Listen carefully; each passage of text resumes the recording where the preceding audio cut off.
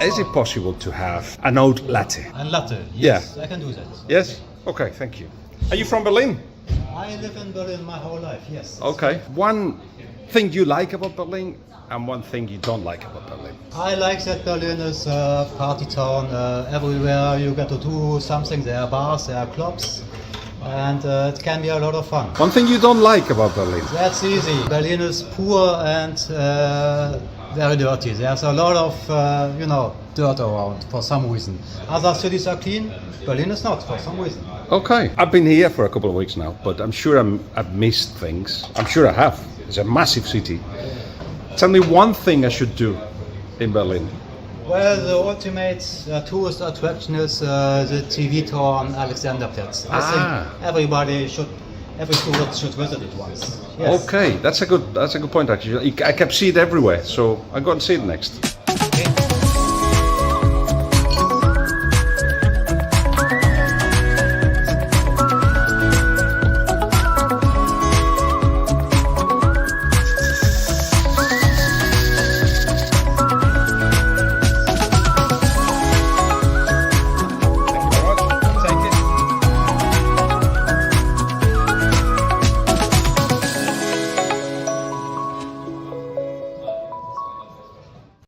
That's a cool start, isn't it? Hello, everyone. Greetings from my hotel room in Düsseldorf. I'm here, of course, because Spain plays Albania tonight, and I came with plenty of time to be able to talk to you. Just trying this thing, which I don't think I've done a live thingy broadcast on Twitter, for instance, but it's on there. I think it's on Instagram as well. And on YouTube, I think.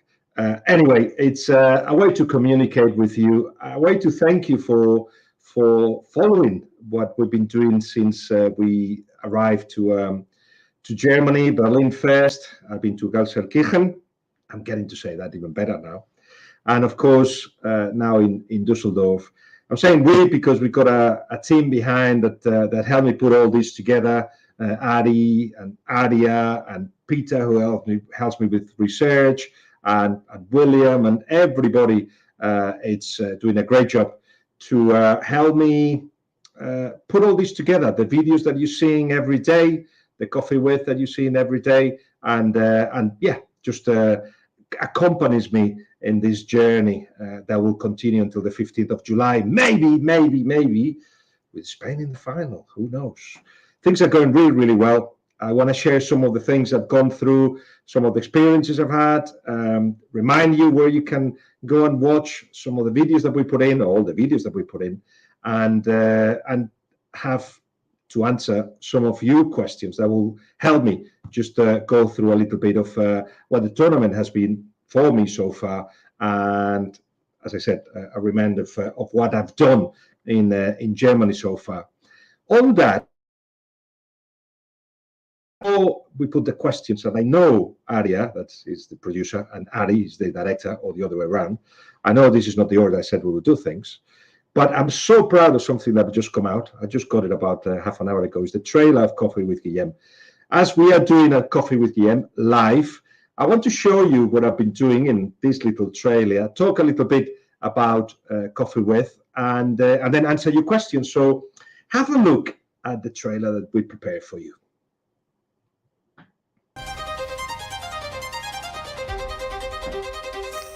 Spain are going to win the Euros. Okay. And That stays final, recorded. That will be used.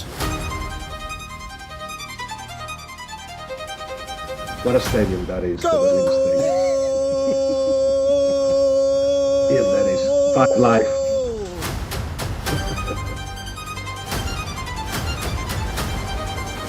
Yeah, Gol de España!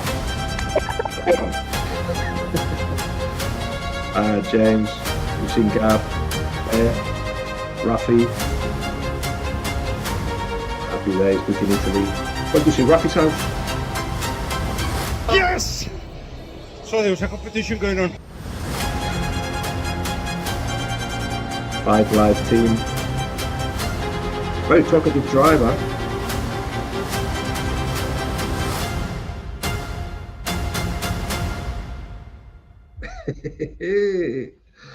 Oh, I'm so proud of everything we've been doing. So proud of what we've been doing. So proud of the trailer. So proud of those videos of that we are putting out for you. Coffee with Guillem is something that we tried certainly in a daily way in Qatar. Before that as well in the Euros that ended up in Wembley, and it was just a way to tell stories, another way to tell stories, basically. But we're so happy with it that we thought in every tournament we got to do a daily one, which is what's happening. And I'm getting news that Coffee with Guillem will survive and will continue next season in a regular fashion, but more on that later. So here we are. And I think it's time to hear some or read some of your questions. And then that will allow us to just talk about what's been going on. So first, a YouTube question. Var words. How did you celebrate Espanyol's return to the top tier La Liga? Yes, come on, we're back. My fear is that we don't have enough to stay in the first division, but I think that will change. I was watching from Berlin, from my Berlin hotel, messaging a lot of people. I got a lot of messages when we went through. I wish good luck to Sidlow. Of course, he's a big Oviedo fan, and actually, he's one of the main reasons why Oviedo survived when they had the difficulty financial difficulty. They could have just meant their function, but he was there for them and still is there for them. But it wasn't this time. Oviedo, who started the season not great, but ended up in playoffs. I think not that they punched it above the weight, but of course it was a dream that they had, and it just didn't come through because we had to go through. Yes, so yes, 6 times we've been down, 6 times we came up the next year. We belong to La Liga, to the first division. And if you put a table of all the points that all the teams got in La Liga, we used to be 5th. Now we've been overtaken by Valencia, I think, with 6 or 7 in the historic table of La Liga. So even though we never won it, basically we belong to La Liga. Prado with 2 goals just made life very, very much easier. But we came down from our first leg was 1-0 down to us. But turned around and I saw so many. Look what I saw. I saw so many happy faces in the stands. Right, a lot of youth and a lot of kids. I'm so glad that the Espanyol flame continues through the new generations. We got to keep working harder to create identity. Who are we? We keep asking ourselves that, and I'm not sure we got the full answer. But Andrés Calamaro, for those of you that are Spanish or understand Spanish or know about Spanish music, Andrés Calamaro said the other day on stage, he's a musician, rock and roll star, Argentinian. He says, good luck to Espanyol, the only real club of the district, meaning the street club in Barcelona. I love that definition, that we are a district club. I don't know if that comes across in English, but equipo del barrio, working class club, the real one.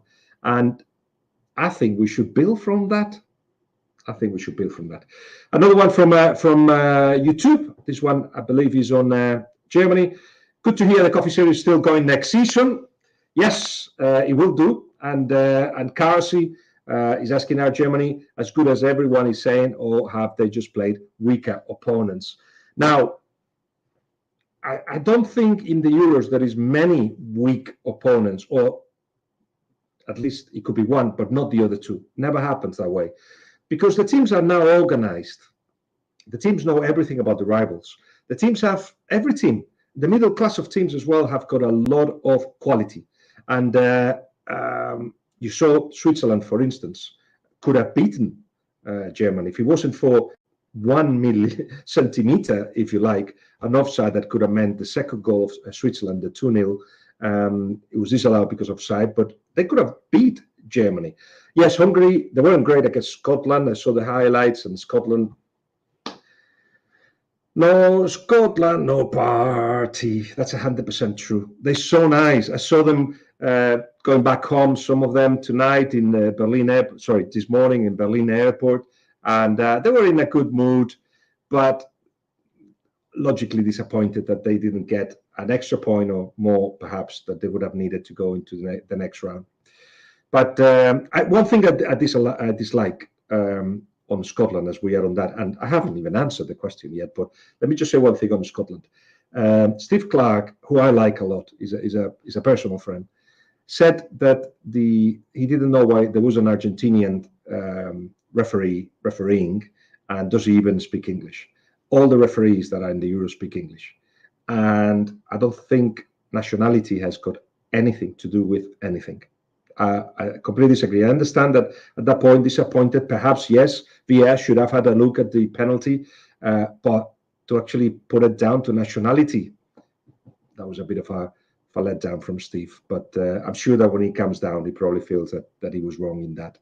Germany, no, I think there is something about Germany, but so we saw a very, very good first game, but we saw and second game, but we saw more difficulties on the third one, because what Switzerland did was allowed Kroos, when he had the ball on his own half, to move the team, if you like, but to be very compact in the middle. If you break the connections to the 3 number 10 that they've got up front, Havertz, who's a false 9, but he's a number 10, Wirtz, and of course Musiala, if you stop those channels, makes life difficult, because then you have to attack the space that comes up in the wings, and all they do is put crosses in. And the Swiss centre-backs were like, yeah, we can sort that out. So you can break Germany a little bit. Quite clearly, Gundogan is absolutely crucial as well. He appears in so many spaces, but in difficult parts as well.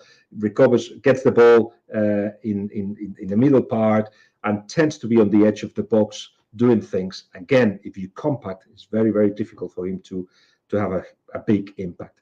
So it is a good team, has had good games, but it feels like they haven't got all the answers yet. Can I say this? If you look Spain, for instance, there is a fluidity. There is so many answers, so many solutions, so many players that add, that I think Spain are a step ahead Germany at the moment. And I'm saying that because I know we may meet in the quarters, and if they do and Germany wins, then you can laugh at me. But I think it feels that way. So thank you, Karsi, for your questions. And yeah, I'm also happy that Coffee with Guillem will survive next season. As I said, more on that later, because I would like to keep doing content. I go to these places and meet these people. I talk to them, and I'm sure they all want to be part of this, so we will do that. On what we've done so far, I wanted to recover 3 clips of 3 people I admire, and that they gave me time to talk about the Euros. We talk in Germany, so I think it's a good opportunity to hear Raphael Honigstein to talk about his own national side. To watch. Whatever happens is wonderful to watch. You feel confident, proud of the team. What inspires you? I think it's just nice to see a Germany team that doesn't embarrass itself in the group stage. It's been such a long time, and it's a likable team. They have a nice mix. They have the young kids that everyone likes because they play with such enthusiasm. They're just like unspoiled and genuine guys. Then you have the old school guard of Gundogan and Toni Kroos. And then you have sort of the latecomers, people who 6 months ago wouldn't have not have dreamt about playing for Germany, but Mittelstädt, Andrich, Führig, Anton. And it's just a likable, well-balanced team. I think we've had, even in this spell where we had bad results, we've had good players throughout, but we didn't have a team. Mm-hmm. And I think Nagelsmann made some big decisions, leaving home some big names at home. But now this Germany team are a team again. And that makes a big change, and it's really nice to watch. But isn't it nice that Gundogan is the captain of the team? And why is it a little bit, I'd say, even iconic that he is? Well, for a couple of reasons. First of all, he's the first player with a migration background to captain Germany. And that, I think, is quite a big thing. Even though, maybe to Germany's credit, it hasn't been made into a big thing. So that maybe is already a sign that things, at least in football, because I think outside of football things are not great, but within football maybe still it's a sort of a better world still. But it's also on a more sporting level important because he's always been the odd one out. He's always been the guy who's left out when it's Kimmich and Goretzka midfield, and before that it was Kroos in his position. And you might say that's still the case in the sense with Kroos taking his position, he having to move up, but he does it so well in a number 10 role that I don't think people will mind. But he was the name that most people mentioned when it was talked about that maybe he is under threat of all the starters, which as a captain is problematic, possibly. But I think he's shown enough in the first 1.5 games to suggest that that's not going to be an issue. Raphael Honigstein talking to me in his amazing flat in Berlin. We're neighbours, but unlike other summers, we decided to stay in different places. Gab, Rafi, and myself. But we have met. I think if you follow me on social media, you've seen it. And as Richard is saying, cameos from both Rafa and James. We have been spoiled, and Gab as well, and Gab Marcotti. I wanted to talk to Rafi about Germany because I feel that there was a different feeling to this Germany, the nation, compared to 2006. I was at the World Cup, of course, and we shared an apartment, and there were flags everywhere. All the cars were playing the horns on during the games before and after, and there was a sense that Germany wanted to impress you if you were a foreigner and you were visiting, and they wanted everything to be done perfectly well. And I feel that the sense has been a little bit different in the first few days. I've only seen one car with flags coming out of it, with German flags. In 2006, there was the sense that Germany wanted also to send a message to themselves. We are Germans. We have to be proud of showing the flag, and that flag doesn't belong to anybody. It belongs to everybody. There was all that political background. And now in a country that's a little bit divided, or at least it's got 20% of far-right followers who are very, very noisy, like in the rest of Europe. I think people have been more shy to show that pride on the nation. But as things progress, you're going to see more and more of German fans coming out, I'm sure. I hope so. And I wanted to talk about the German national side and the fact that Gundogan was the captain, which you've heard there already. A couple of things on that clip, by the way. The sound wasn't working very well, so it was picked by the camera.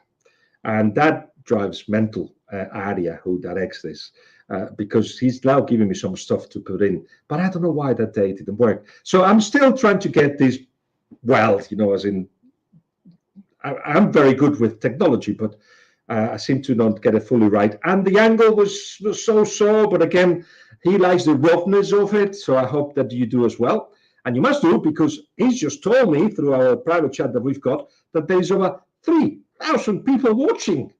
3,000. Unbelievable. Hello, everyone. So what should we do next? Just put something in, because we're still going to hear from Gab, and we're going to hear from James in a minute. But a question from Jash898. Do you think Germany's squad has the potential to lead this edition of Euros? As I said, you cannot guess how good a team that is in formation, like it is in a process of growing, like Germany, how good it can become. So right now you have to say the best team in the competition is Spain, no argument. But again, you haven't seen France, you've seen France doing what they do and getting the points. So you can never relate performance to results with France, because they win even if they play badly. We haven't seen Mbappe yet. I think we may still not see him. I was told that when Sergio Ramos broke his nose, it took him 10 to 15 days to actually put the mask and play. So this thing you see him training and whatever, I don't think they want to force him. Certainly, obviously, they didn't force him in the second game. Let's see in the third one. But in any case, would he be 100%? Hopefully, yes. It'll be uncomfortable. You still got his machine inside going. So when Mbappe gets better, you'll see a better France. France without Mbappe, I think it's 7 games without a win. So they need Mbappe. England, they will get better, no doubt about it, but they're going to make changes. Now it's a little bit of coin in the air because they wanted to go one way, realize it doesn't work. Now let's see how they put all that together. And, you know, who else can we say that are doing well? Italy, I think we're going to see a better Italy, and I think Croatia is going to be knocked out. But Portugal have got all you require to win the tournament. For me, Portugal and Spain, the 2 best nation sides.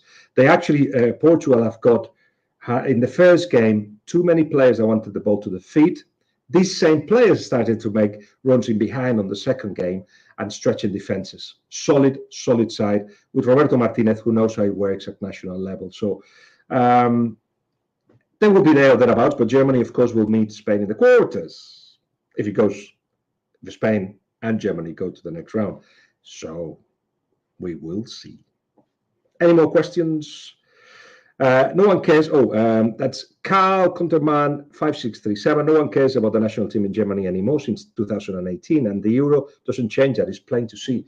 That's interesting. And I don't know if Carl, if you are actually German and you're saying it from experience or what it feels to you. But it is true that when I've been in the Berlin side, the side of Berlin where I'm staying, there is no excitement about the Euros at all. Then you go to the fan parks, and of course, it's a completely different story. But you know, at the end of the game, where I actually, because I was late to the game against the Germany play when I went to see Rafi, so for 10-15 minutes I was driving across Berlin when the game was on, and there was a lot of people in the street. So something is happening. Something is happening that means that perhaps they don't care. Certainly, it seems like they're a little bit.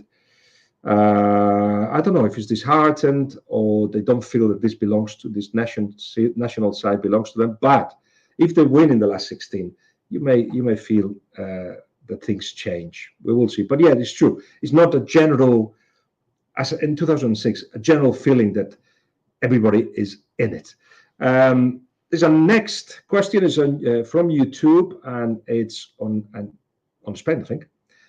Yes, Abem Kedebe says, how do you see the game time management of Yamal? Well, you must have seen the story this morning that he will break working laws in Germany if he plays, because he's basically got at 16 you got to be in bed or not working anyway by 11 o'clock. And he won't be because he had to do the media, etc. Nothing is going to happen. Spain is not going to fine or anything. And I don't think Lamine is going to play. I don't think Lamine nor Nico is going to be a lot of changes. I'm going to suggest an 11 that I prepared for you of Spain because I thought you were going to ask about this. And basically, he will have maybe David Raya on goal, Navas, Vivian, good centre-back, Laporte, who needs minutes. Laporte wasn't injured, but missed the first game, coming from Saudi Arabia. Needed a little bit of a pre-season, if you like. So for a week, they prepared him to play, and he was fantastic against Italy. I think he will play as well. Grimaldo, the Bayer Leverkusen left back, will be in. Zubimendi and Merino will be in the middle. Did you notice that Rodri got a second yellow in 2 games before 45 minutes? The 45 minutes, he protested to the referee, and he's not the captain. He got a yellow. Convenient. And then in front of Zubimendi and Merino, Oyarzabal, Dani Olmo, Ferran, I think, and Joselu, who we just heard today from Marca that Joselu may not actually stay at Real Madrid and may go to Saudi Arabia. That's interesting because he's 31, I think 32, and certainly with the possibility of getting a big contract, having done what he's done, helping Real Madrid to get their new Champions League. So the remaining fixtures is, of course, Albania, Spain, and Croatia, Italy. As we're talking about Joselu, I just wonder if we can chat a little bit about a couple of transfer stories which you may be interested in. While my team prepares, I think there are a couple of questions on the future of Nico Williams. There it is. That's from Masha 209. Nico Williams to stay or go this summer. I'll deal with Nico. And I'll deal with some news that I broke about 3 days ago about a player that is heading to Chelsea, a striker. If you follow the news, you know who it is. But let's talk about, Gavin V. I'll follow your question and information on transfers, and I'll give you on this Chelsea player in a minute. But first, Nico Williams.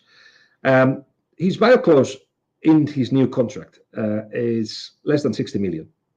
So euros, which means that what was put in the contract was the message, come and get me if you can. I'll go whenever I want to. It's basically that. Athletic Club won't have a say if somebody pays that kind of money. He's worth that kind of money, I believe. I generally think so.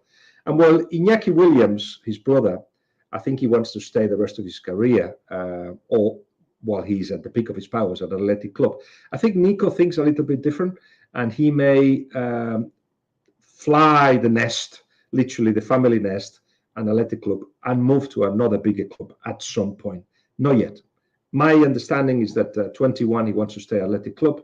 This is a team that has done really well, edging the Champions League, and basically with possibilities of improving with a side that, you know, they all Basques, so they need to buy Basque players, but that's got a room for improvement. I think Nico can get better. Nico certainly can score more goals, for instance, and that will happen. That will happen, but hasn't happened yet. So there's that room for improvement for himself.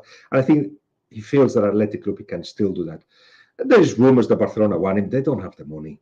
It really is like to sell papers, clickbaits. But then there is another story that I wanted to tell you about Marc Guillem, the 18-year-old, I think is Barcelona forward who made his debut and scored a few seconds after making his debut. And I told you that Chelsea were following him and Chelsea were after him. Chelsea are willing to pay the 6 million, and I think the player is interesting to go to Chelsea. There are other clubs that are also interested, but I heard about it, and I wonder if it was an Enzo Maresca signing or a club signing. It certainly is the kind of player that Chelsea wants to get. 6 million euros.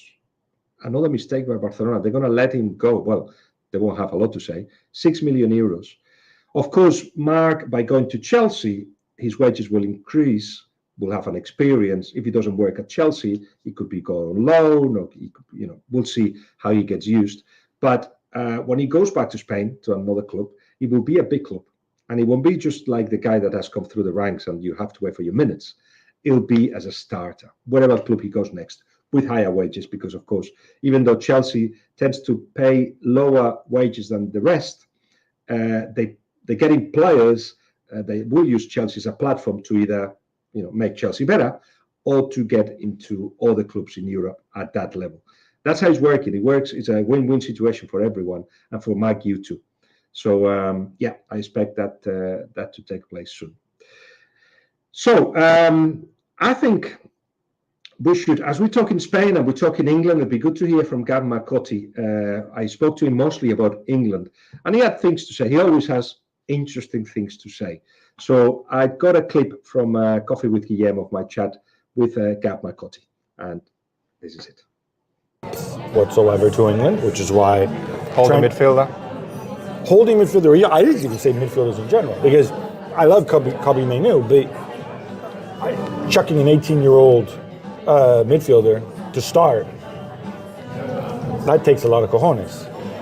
I thought maybe could you do more things? Could you play Bellingham deeper, which we saw a little bit of? Maybe, I don't know. He just doesn't have time to work on it. I'd love to see him play. Yeah, like Wharton and Mainoo, I think between them had as many caps as you, or even Premier League appearances as you did this time last year, right? How does that matter?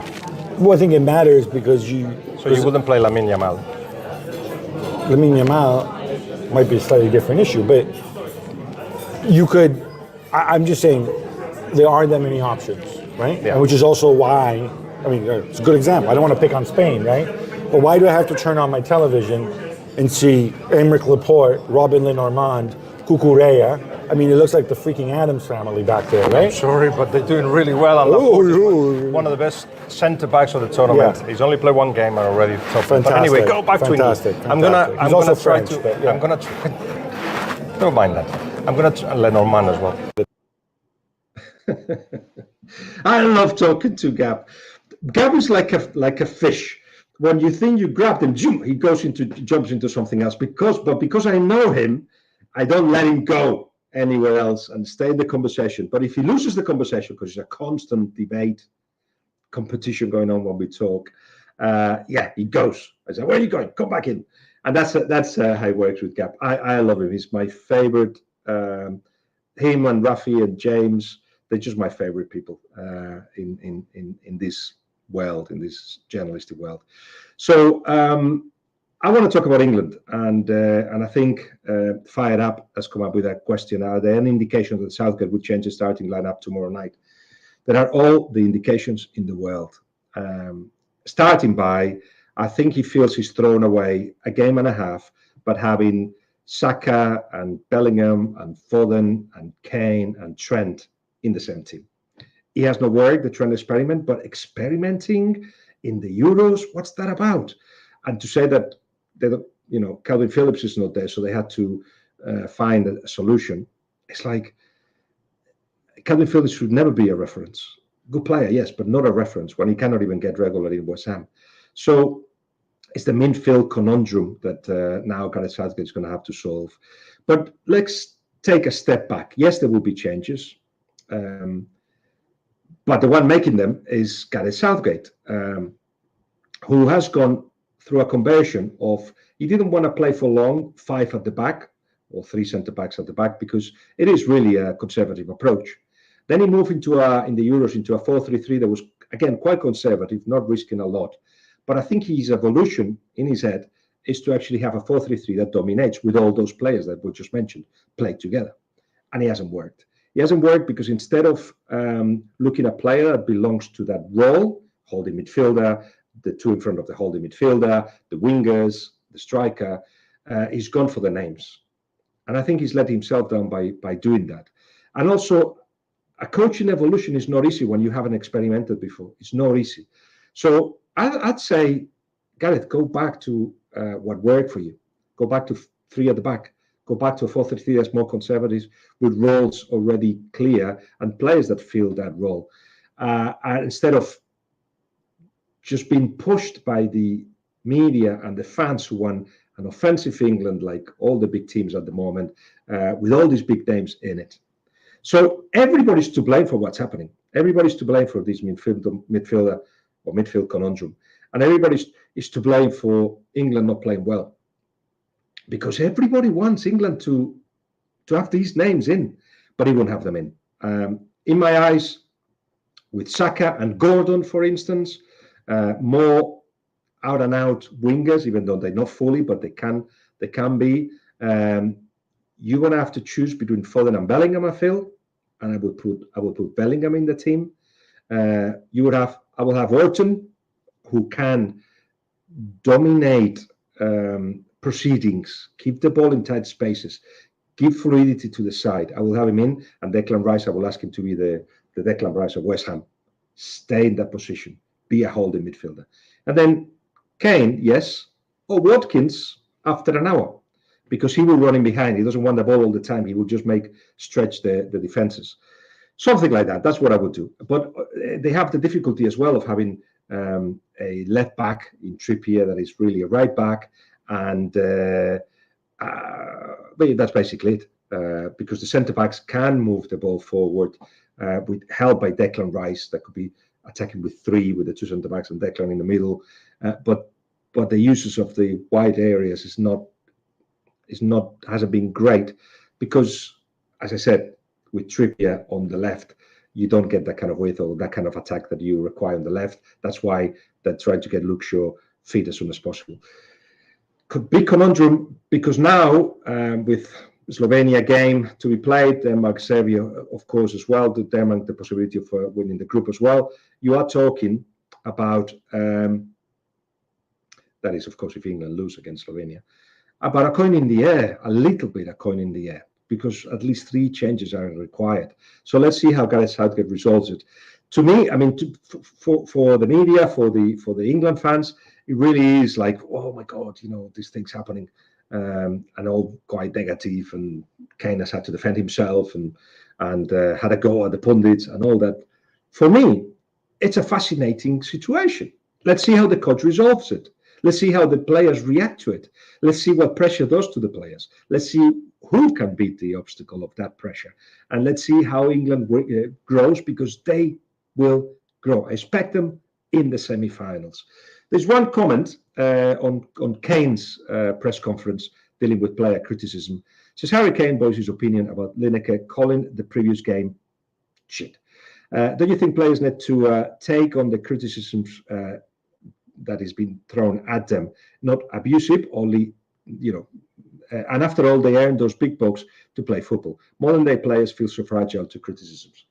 A bunch of things there. One, whatever they earn, it's got nothing to do with anything, because you wouldn't want to earn millions and be exposed completely to the world unless you can deal with it. The millions don't have any importance, Arita. I know who you are, but it's part of the game that there is opinion, and there are facts, there are games, there are fans, there are players that feel agitated by those comments. It's just part of the business. And the players, yes, have to grow a thick skin. It's a cheap answer back to say, oh, you remember what worried the shirt was, because now they're doing a different job.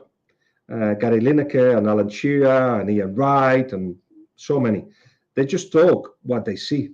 Even some that were in international, but they're giving us a spectacle. And guess what? The money that goes into football has to do with them giving spectacles. We wanted to hear that spectacle and watching it, and watching the game. It's all part of the same thing. It's all part of the same thing. The answer, Harry, it's on the pitch. And that's where it was your own coach who said that you don't seem to be, and the players, the forwards don't seem to be in a physical condition to do the pressure that you need to do. Then it's a time to adapt, time to focus on the game, and time to find solutions. And I will be fascinated to see what those solutions are for England. Wow. I've just heard that there are 5,000 people watching live, mostly on Twitter. Again, hello, everyone. We still have got about 6 minutes more to go. I'm enjoying this. I think we're going to do this again later in the tournament. Jorge, saludos. What do you think about France? I'm translating for you. They're playing a very low level, and we think Spain are going to hurt them. Are we meeting them? I think we're meeting them in the semi-finals. I think that's how the draw goes, I think. But don't be deceived by France. No nos podemos dejar engañar por Francia. Because they don't need to play well. They always have 6 players behind the ball. So when they break, they've got so much quality up front, especially if Mbappe is involved and Griezmann as well. Dembele, it depends on the day. And if they lose the ball, they are ready to defend, as I say, with 5-6 players. That's how they do it. Is it a spectacular? No. Does it create a trend? It has created a bit of a trend, but I'm glad that it hasn't been a universal trend, because that's the way to play tournaments. 7 games. Is it 7 games? 3, 4, 5, 6, 7. Yeah, 7-game tournament. It's a summer tournament.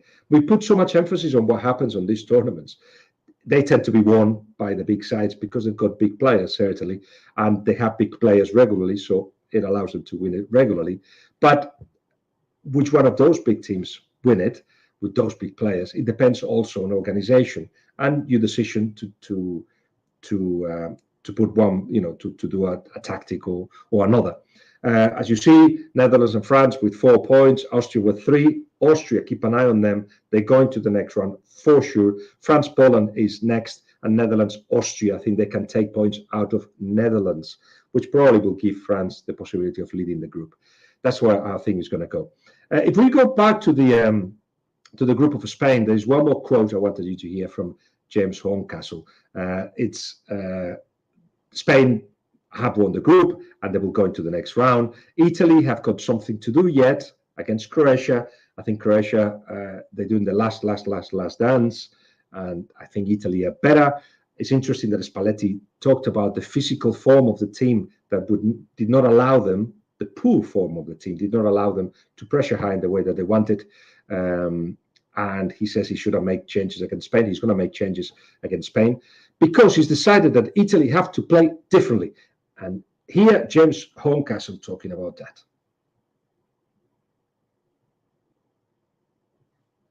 Show that about Italy not picking that far ahead.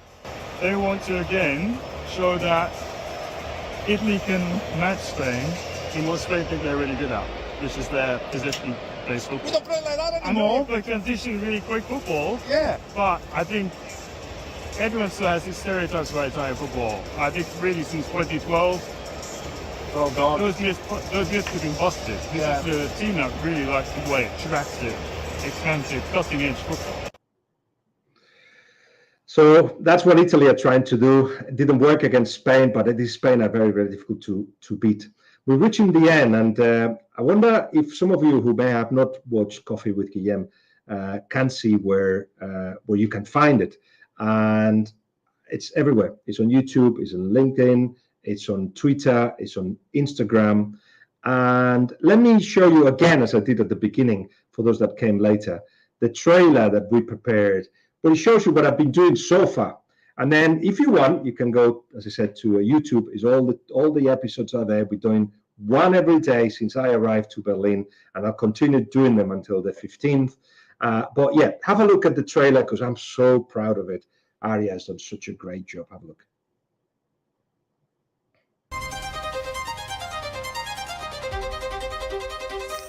Spain are going to win the Euros. Okay. And That the stays final, recorded. That will be used.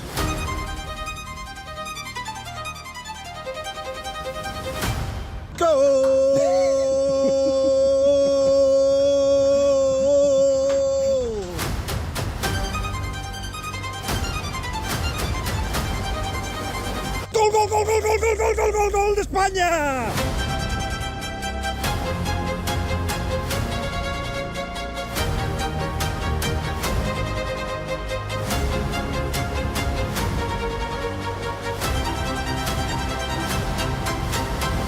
Yes!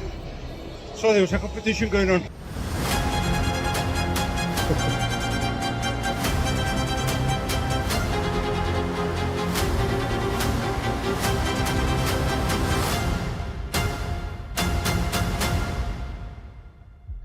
Oh, it's great. It's great. And I will continue taking you with me all this time, all these 2 weeks or whatever it is left of the competition.